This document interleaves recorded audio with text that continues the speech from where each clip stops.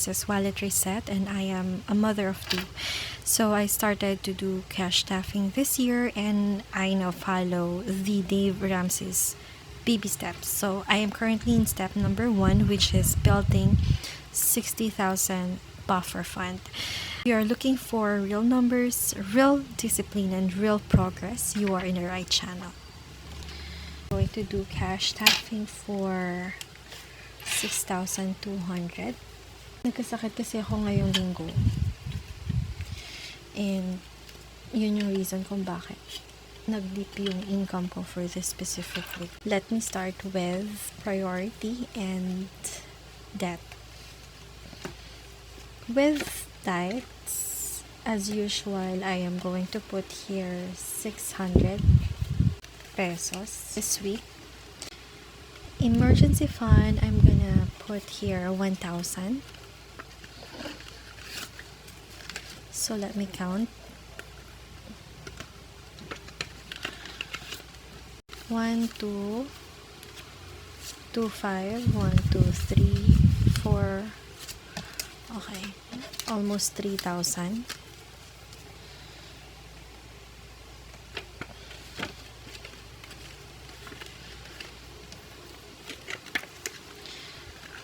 Next would be school enrollment for 2026 to 2027. I'm gonna put here 1,500. Ayoko kasi yung nagkagahol ako. And ayoko yung kulang yung magiging funds ko. Gusto ko bayad lahat, books and the miscellaneous sa school. So 1, 2, 3, 3, 5, 1, 2, 3, 4, 3, 9. Next, medical. Dahil nung nagkasakit ako, na-realize ko na kailangan kong taasan yung savings ko for medical. Dahil nag-try ako magpa-check up sa center and I was so disappointed. Mas okay na talagang mag-invest ako sa HMO once I've had enough funds. And this one for check-up and gamot.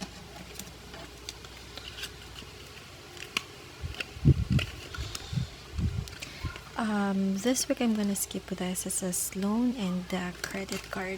Next week ko sila lalagyan ng funds. Basta this week, ang realization ko is the medical fund.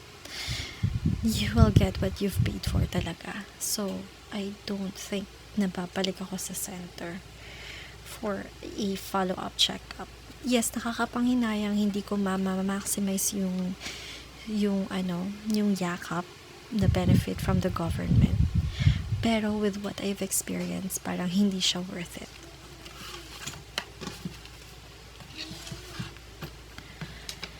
Now, let's move to variables. So, with home contribution, I'm gonna put here 1,500.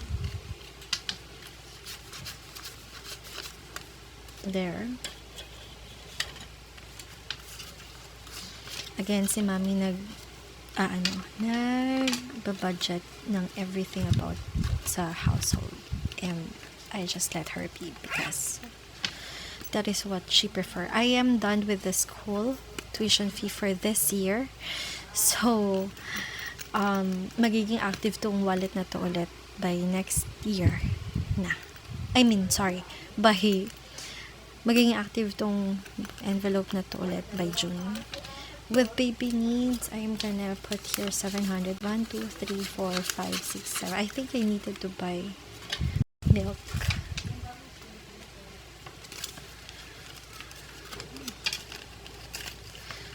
So, nesto dyan lang siya. So, hindi ganun kagastos. Ano to?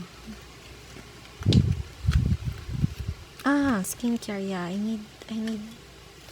need to buy glycolic toner.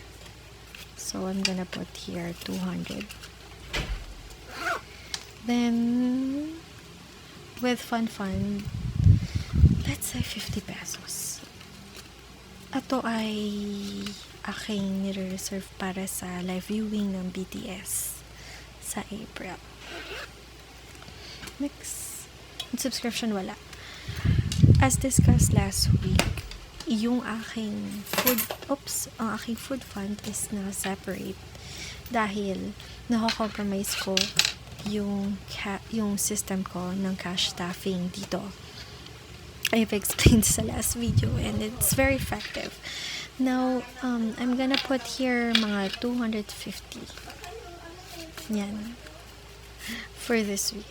Wag naman, ayoko na maging magastos sa pagkain, sa milk tea. Yan. Ano yung natira? 100. Siguro lalagay ko sa skincare.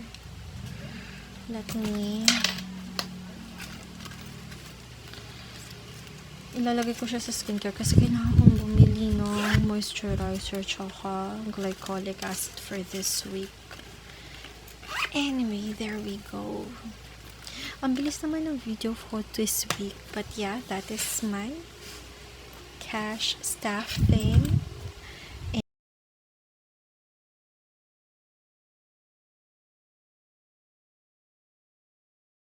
For watching, and I'll see you sa next vlog ko. Bye-bye!